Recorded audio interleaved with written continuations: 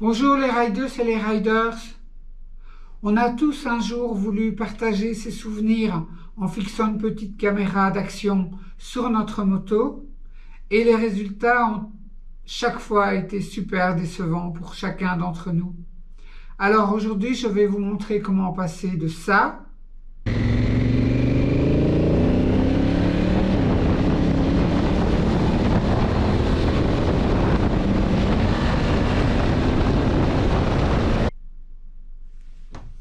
à ça.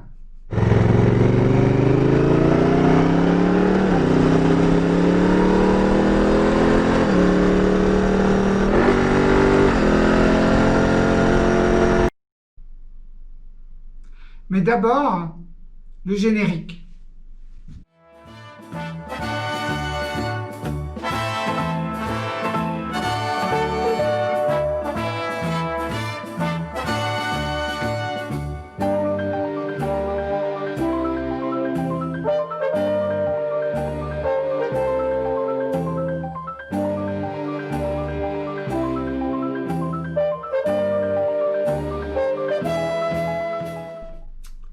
Il est totalement impossible d'utiliser le micro pour enregistrer le son environnant à la moto et le bruit du moteur parce que simplement le micro étant exposé au vent, le vent va venir complètement détruire, parasiter votre bande son et vous n'y arriverez pas.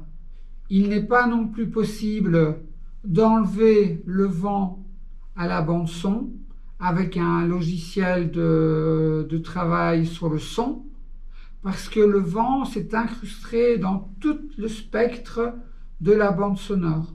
C'est donc pas possible de nettoyer le vent dans une bande sonore. Alors la solution, c'est d'utiliser un autre micro indépendant de la caméra que l'on va mettre quelque part sur la moto, protégé du vent. Donc moi j'utilise un dictaphone, c'est le dictaphone Philips. J'en suis très contente, il va très bien. Il a une batterie qui dure toute une journée. Et puis un micro Rode. Et enfin j'utilise quand même une bonnette pour quand même désensibiliser le micro un petit peu du vent, même si la bonnette ne peut pas solutionner tous les problèmes. Alors une fois que vous avez votre matériel, le deuxième point que vous devez faire, c'est trouver un endroit pour mettre le micro indépendant sur votre moto et protéger du vent. Et c'est ici que ma petite vidéo est intéressante parce que j'ai dû faire beaucoup d'essais avant de trouver un endroit correct sur la moto et je n'ai rien trouvé sur internet qui expliquait comment faire pour enregistrer le bruit de son moteur. Donc j'ai essayé de placer le micro indépendant avec le dictaphone, l'ensemble. Quand je parle de micro, je parle de l'ensemble. J'ai essayé de placer le micro derrière la bulle. J'ai essayé de placer le micro dans une poche de ma veste, dans le top case derrière moi. J'ai même essayé de le mettre dans une bouteille fermée pour que ce soit hermétique au vent. Impossible, je n'ai pas réussi à trouver un endroit correct pour mettre le micro. Et puis en dernier recours, un jour, j'ai essayé en dessous de la selle. Et là, si vous avez un espace sous la selle de votre moto, il y a 9 chances sur 10 que le son soit bon, puisque le dessous de la selle, ça fait un peu caisse de résonance. Et il n'y a pas de vent ou il y en a très peu. Et avec la bonnette, ça suffit pour désensibiliser le micro. Alors, voilà. Le gros du travail est fait. Une fois que vous avez votre bande image et votre bande son, n'oubliez pas non plus qu'il faut synchroniser les deux ensemble dans votre table de montage, dans votre logiciel de montage.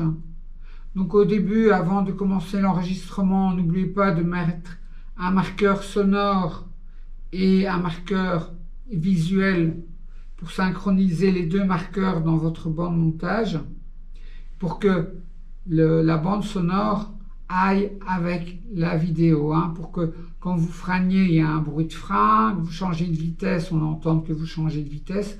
Donc les deux doivent être vraiment synchronisés ensemble. Alors je ne vais pas rentrer dans les explications de logiciels de montage vidéo parce que ça devient trop technique par rapport à ma chaîne, je pense. Et puis il existe tellement de logiciels de montage que je ne pourrais pas expliquer pour tout le monde.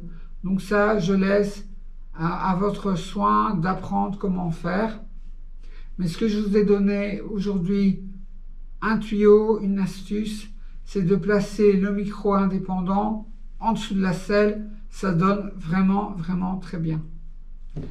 Voilà, je vous dis à très bientôt. Soyez bien prudents sur la route. Je vous estime, je vous embrasse. Ciao!